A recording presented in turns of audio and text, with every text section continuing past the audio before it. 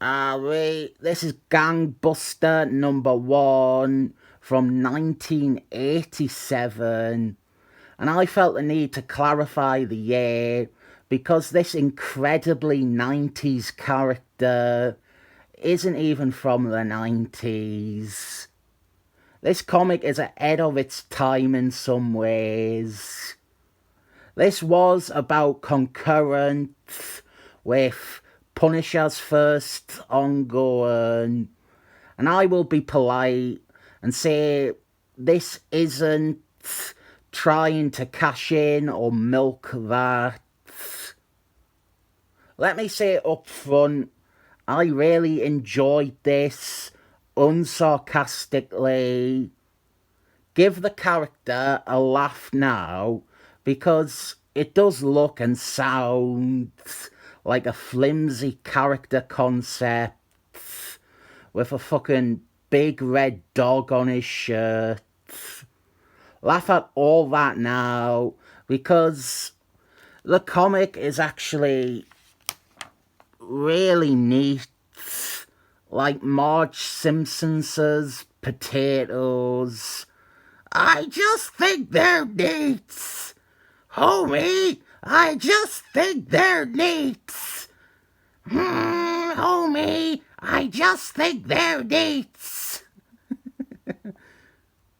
I say potatoes, but most Geordie people would say potatoes. One of the things that bewildered and confused me was the intention or the reason this character exists. So the very first thing I did was read the write-up at the back by the editor, and it wasn't very insightful. All I could glance was they wanted to do a hero who lived in small town America. This is set in the Midwest, specifically Iowa, which is where the writer is from. But we also have a grander setting of the Quad Cities, which means Iowa and Illinois. Unlike a lot of the general public in England, I do know the 50 states. I learnt them all to impress a girl. That is my MO for most things. It is shocking to hear some people attempt to name the states over here. They just name places they know are in America, like Manhattan or New Brunswick. To be fair, Americans are even worse at knowledge of England. They think it's all just London and maybe a little bit Scotland. We have a sexy newswoman though.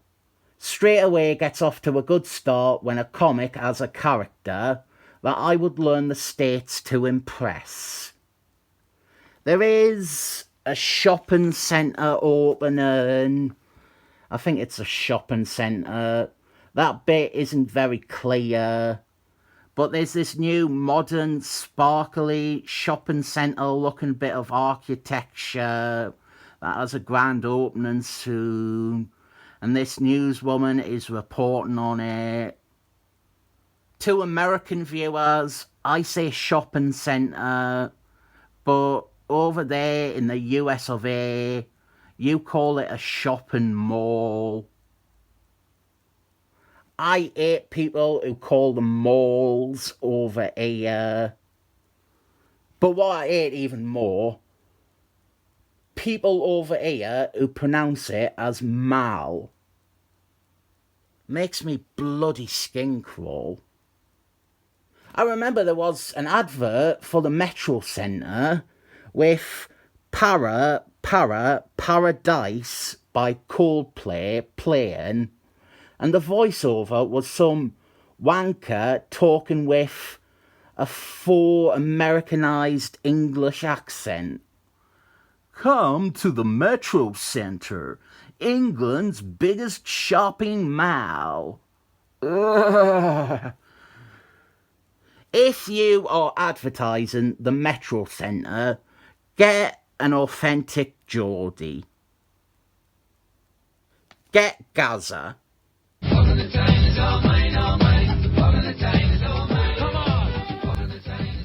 So terrorists blow up the new building, and we never find out if it was a shopping centre.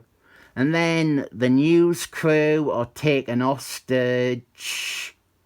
And one problem I had initially was the tone of this.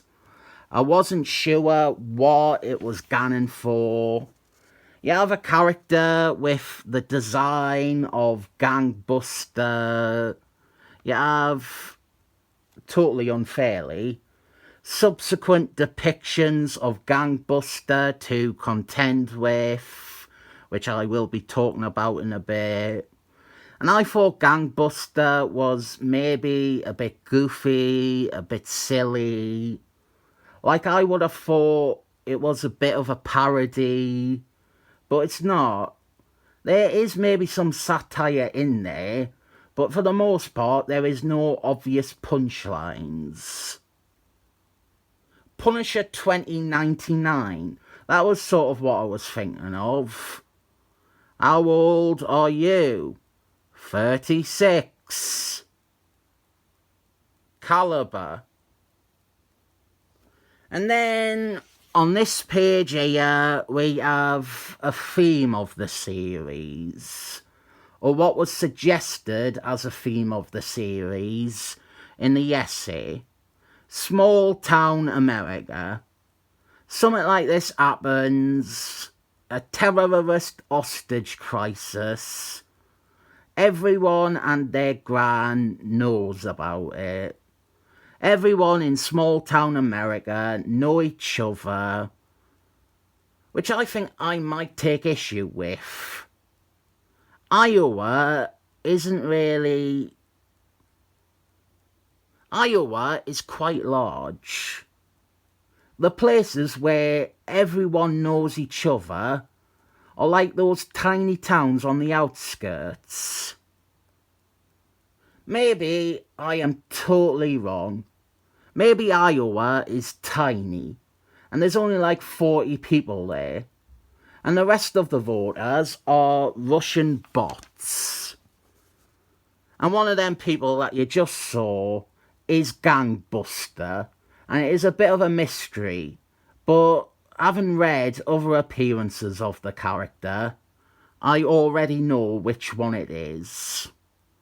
So now, let's talk about those appearances and a fallacy I subscribe to that I have no intention of unsubscribing to. After this mini-series and a one-shot, Gangbuster goes on to be a regular feature in Action and Comics when it was a weekly anthology title. He's maybe even the most regular feature, to be honest. Because of his appearances in Action and Comics, and because the character doesn't have any other home, really, I have always lumped Gangbuster in with Superman and Superman comics. I didn't think he has ever even met Superman on panel, but this is a character I include with Superman, and even I'm including on my Superman and Superman related comics playlist. I would like to see him meet Superman, by the way. I think contrasting Superman's small town upbringing with Gangbuster is like very obvious and presents some great storytelling potential. And I am contrasting him against another Superman character too. But after that, the character was doomed to obscurity and only trot out as a joke or worse. In Booster Gold, John Jeffries Adam as an idiot who seemed sexually attracted to guns and who was tripping over all the guns he owned and was constantly accidentally firing or almost shooting his teammates. It got worse though, because earlier this year he was in a Suicide Squad story where DC revealed he was one of the people participating in the January 6th Washington riots, specifically acknowledging that he took a shit on Nancy Pelosi's desk. Something that the creators of the character, both the writer and the artist, do not appreciate. They have both had very long rants on the subject and dislike what DC did, and they find it insulting. They both consider it to have destroyed the character forever. I want to show it all here. I've had to add who was saying what to the screenshots. Pause it if you want to read them. But I want to particularly highlight one of the artist's remarks because they mirror a point that I have made several times about how certain takes on characters ruin the opportunity for anyone else to write them as anything but that. No one can write Gangbuster as a hero again. He is defined by the one bad idea, like so many other characters are defined by being made into a joke or whatever. Anyway, in this issue, Gangbuster drives his pickup truck right into the middle of the hostage situation. And this is what I mean, where there is maybe some satire in there, but it's not played as obviously humour. It's very serious, and even this is played seriously, but suddenly a bright red pickup truck driving into the situation is, in my opinion, amusing. And he just walks in and starts shooting all the terrorists. I do admit sympathy for the creators to see their character forced into being right-wing, but I also think right-wing is a pretty understandable reading of this character. At the same time though, I can see him driving his pickup truck into Washington and dealing with the Proud Boys this same way. The likely truth is that the writer of that Suicide Squad never read a single one of Gangbuster's comics and just wanted to demonise the people involved in that incident and make jokes about them being stupid, and picked out a DC character that looked or appeared to be right-wing in some ways.